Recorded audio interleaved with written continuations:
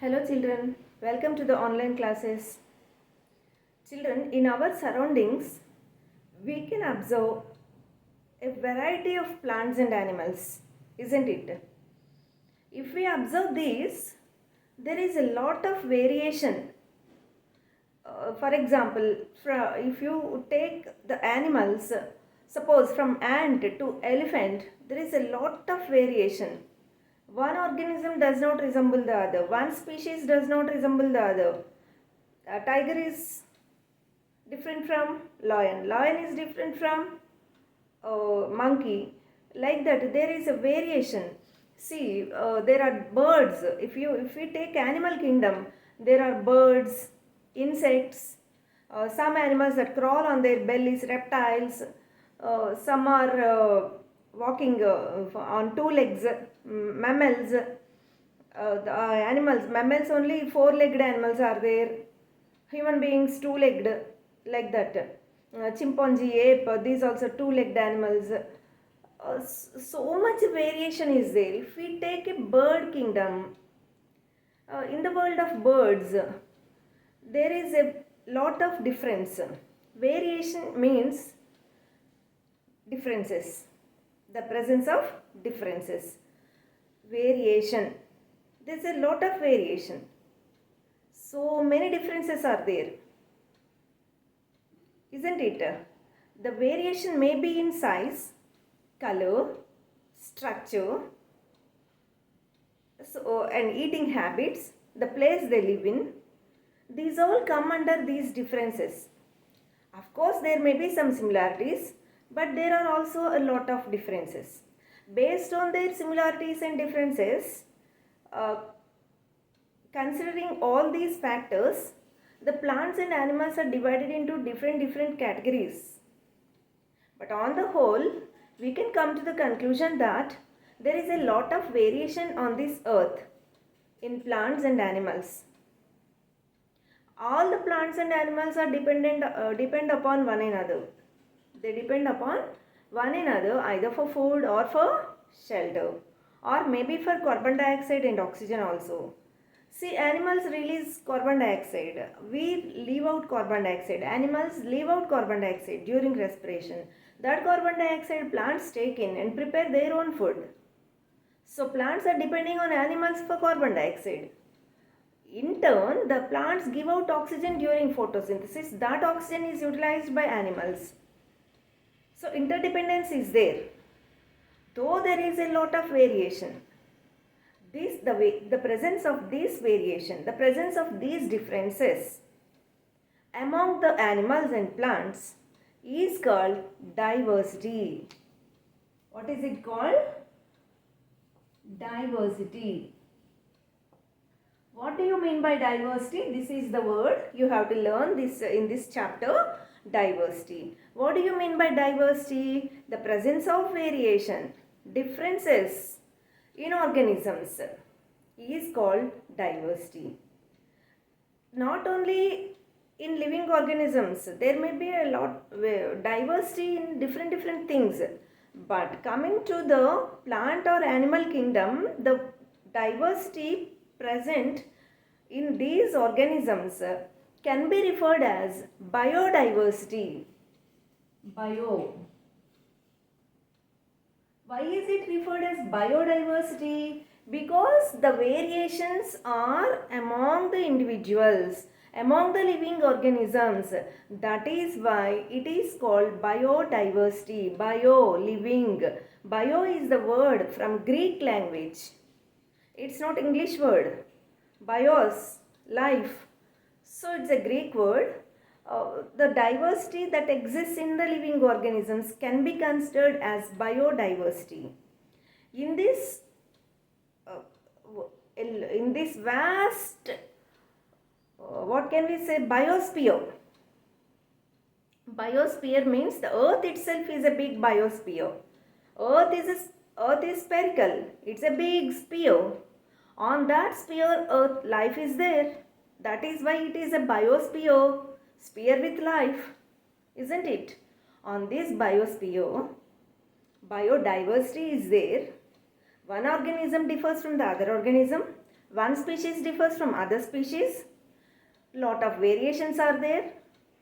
Though there are lot of variations, all the organisms live in a particular community depending upon one another, isn't it? We depend upon plants and animals. We take so many things from plants. Medicines, for example, medicines or food we take from plants. Not only cosmetics we obtain from plants. We use the leaves for different purposes. Flowers for decoration purpose. So we are using it almost all the parts of the plant whichever are useful for us. Some are used in medicines, isn't it? Coming to animals, from animals we get milk, meat, eggs, what not, medicines, everything we are using. So if it goes on like that, okay, there the animals are depending on plants, plants are depending on animals, but what about the human being, the most advanced creature on this earth, the most advanced creature on this biosphere? What is biosphere? The biosphere is in turn the earth.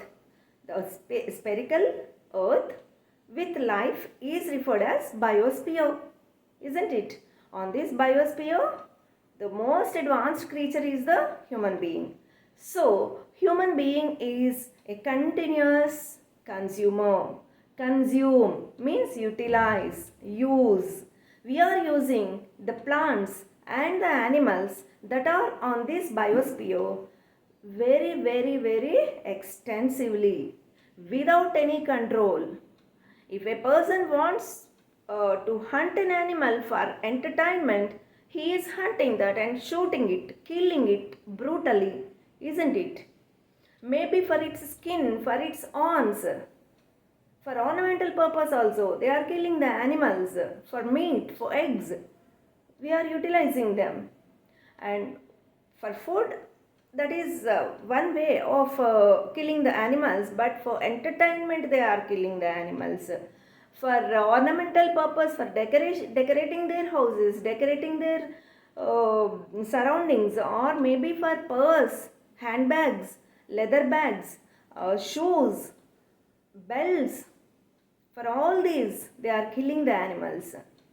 So what happens if we go on doing like this? If this process continues, what happens to the animals? The animals will become extinct. They will perish.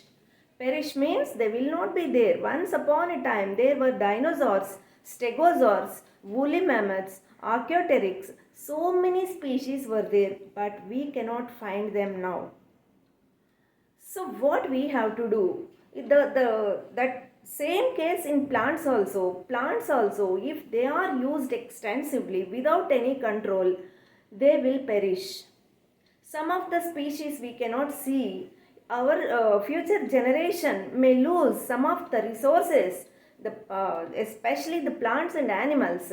That is why what we have to do, what is the real role of each and every one of us? We have to protect them. We have to save them.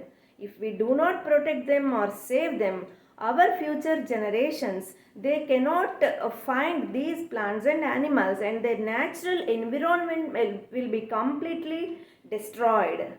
In that completely destroyed environment, if the people are living, will they be healthy? No, not at all.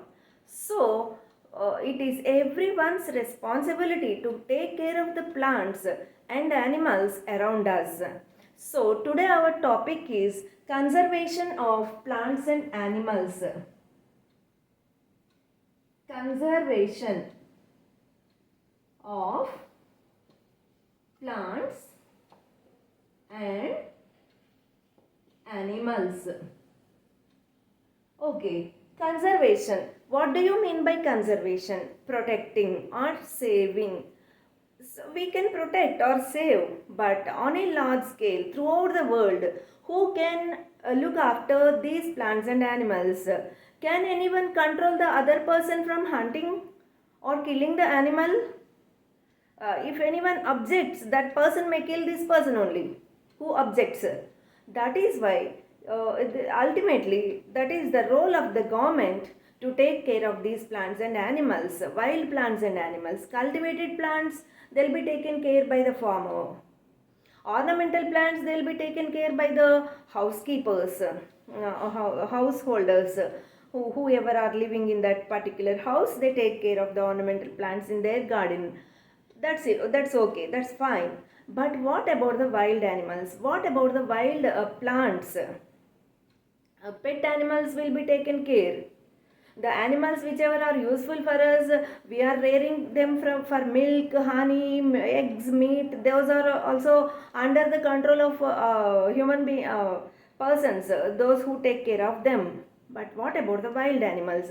So the government started wildlife sanctuaries, national parks, and some restricted agency areas. In that area, no one is allowed to hunt the animal or to cut down the trees. No one should take the animals for grazing there. Grazing means eating the plants. Who eats the plants? The herbivores eat the plants. Some people, some shepherds will be no shepherds. They take these animals to graze there, isn't it? They take cattle. They take the goat and the sheep for grazing. So that is strictly prohibited. Cutting down the trees, it is strictly prohibited. So in that area, in that particular national parks, you might have gone to Hyderabad. In Hyderabad, there is Nehru Zoological Park. There also you can see a number of animals. They are taken care by the government. It is a government. It is under the control of the government. So like that, the government is taking care of some of the plants as well as animals. For plants, botanical gardens are there. For animals, sanctuaries are there. National parks are there, isn't it? Bioreserves are there. All these play a major role in protecting, in saving, or in conserving. Conservation means protecting or saving the plants and animals. So the topic is conservation of plants and animals. In this lesson, you have to learn the other word, flora and fauna. Flora and fauna. What is flora and what is fauna? Flora, it means the animals that live in the flora means the plants that live in a particular area. Fauna means the animals that live in a particular area. The particular area where they live, it is called habitat. In 6th class itself you have learnt, isn't it? So in a particular habitat, certain animals are living. All those animals come under flora. All the plants in that community, in that habitat, come under fauna. Flora is nothing but a group of animals living in a particular area. Fauna means a group of Flora means a group of plants living in a particular area or habitat, and fauna is a group of animals living in a particular area or habitat, isn't it? So they have to be taken care. And one more word is deforestation.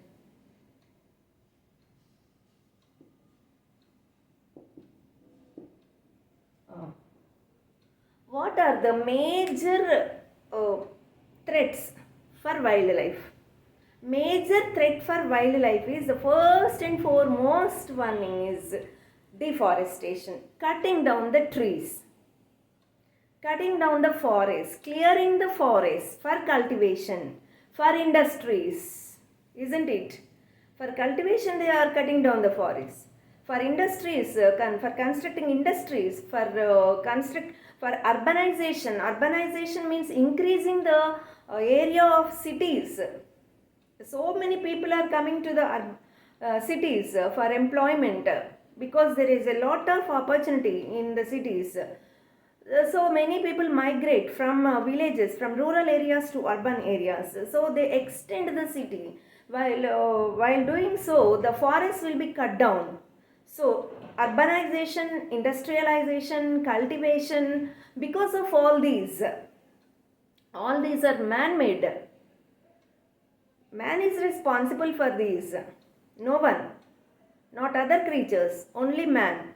Man is responsible for these because man only is cutting the plants, cutting down the forests only for constructing his house or for cultivation or for constructing an industry or for grazing of animals, taking the animals for grazing there. Like this, the forests are getting destroyed by human beings. And hunting, poaching means killing the animals for entertainment, simply for entertainment. All these activities are destroying the wildlife, and natural effects also are there. Natural calamities, they also destroy the wildlife.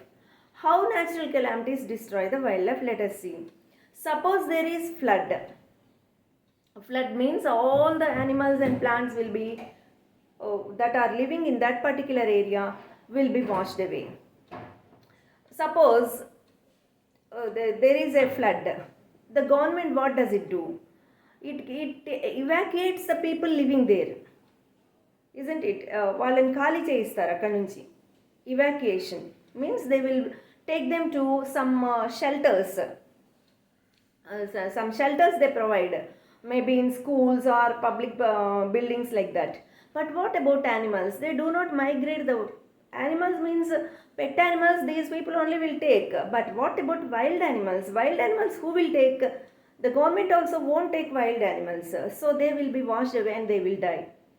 And the soil, the topmost layer of the soil will be washed away. If the topmost layer of the soil is washed away, that is called soil erosion. Soil erosion. Because of soil erosion, what happens is that particular area becomes desert. It results in desertification. Floods result in desertification. Not only floods, cultivation also results in desertification. How cultivation results in desertification? Cultivation means farming, agriculture. How cultivation results in desertification?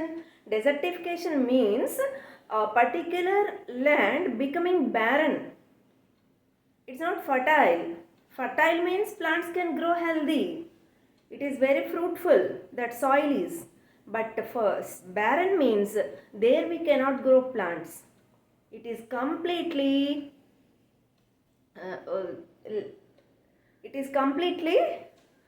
wasteland, barren land. Their nutrients are not there in that soil because our topmost layer is washed away by soil erosion. As a result, the rocky layer comes out. Rocky layer means, can we grow crops there? Can we grow any plant there? No, not at all. Nutrients also not available there. So that type of soil is, that type of land is called barren land. Barren land is resulting desert.